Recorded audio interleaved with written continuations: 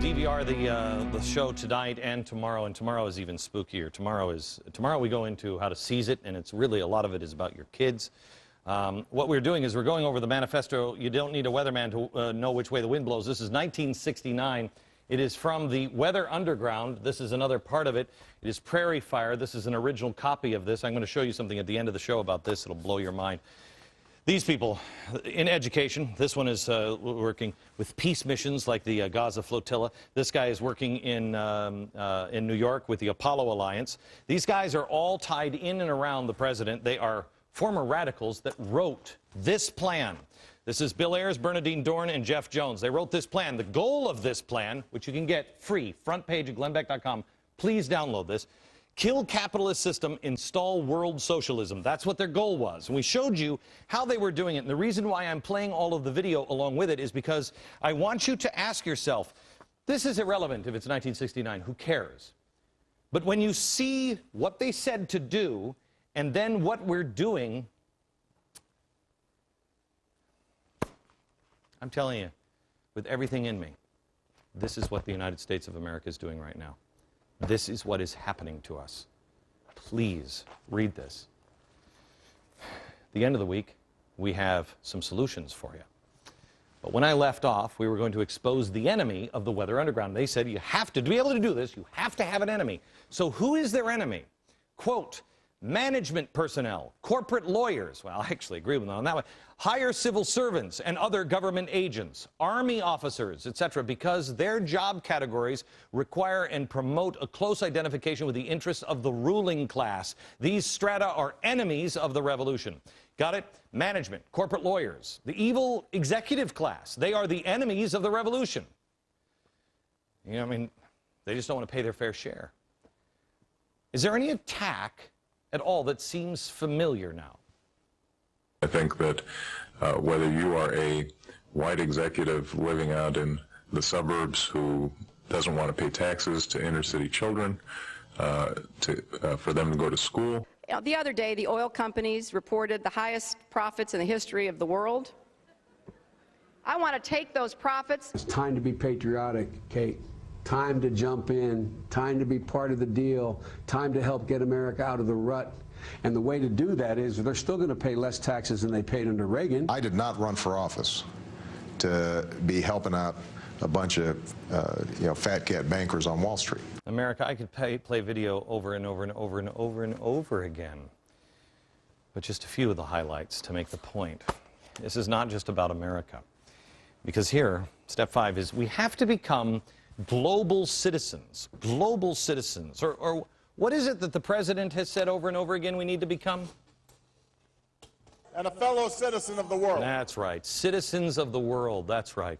Quoting the Weather Underground, any conception of socialist revolution simply in terms of the working people of the United States, failing to recognize the full scope of the interest of the most oppressed peoples of the world, is a conception of a fight for a particular privileged interest, and it is a very dangerous ideology. All right. How many times have we talked about on this program that the unions are becoming global? And I've wondered, how does a union go global and protect the interest here in the United States? Because that doesn't have the best interest of the American worker in mind. To put it in the words of the most frequent visitor to the early Obama White House, Andy Stern, a former member of SDS, which these people came from, and the president of SEU, and now the man who is on the president's Fiscal Responsibility Commission, here's what he said. We're in the process of building a global union. Trade went global, capital went global, as you said, companies went global. Workers of the world unite. It's not just a slogan anymore, it's a way we're going to have to do our work. Wait a minute, hang on just a second. Workers of the world unite. Oh yeah, that's right, that's part of the things that I've read in these old documents from Congress when they were investigating communist. Workers of the world unite. I've heard that because that's the communist slogan. Maybe he learned that in SDS and hasn't shook it yet. Will the average American give up their own well-being to embrace this socialist version of global equality? Well, the authors of this in the Weather Underground, they knew, they understood it's not going to work. So they had to develop a battle plan. Here it is. On the whole, people don't just join revolutions because revolutionaries tell them to. We must transform people's everyday problems and the issues and the struggles growing out of them into revolutionary consciousness, active and conscious opposition to racism and imperialism. Wow. Wow, where have I heard that? I remember where I've heard that before. Can we put it in the 103 over here, please? Where have I heard that before? I remember now. Michelle Obama, before the election. Here's what she said. Barack knows that we are going to have to make sacrifices. We are going to have to change our conversation. We're going to have to change our traditions, our history. We're going to have to move into a different place. Move into a different place. Transform the everyday life. Well, how do you do that? How do you do that? How do you accomplish a massive step towards global socialism? Well, what I believe is the most sinister recurring narratives of the left, they just tell you that you can't do it. You can't make it. You can't make it. You need them.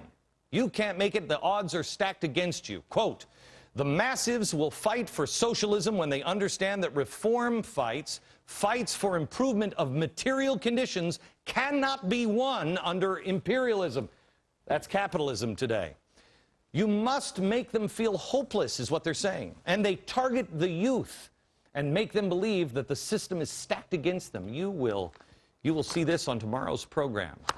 That way, if you get the youth, they look to you for all of the answers. Youth unemployment, they say, is 3 times average unemployment.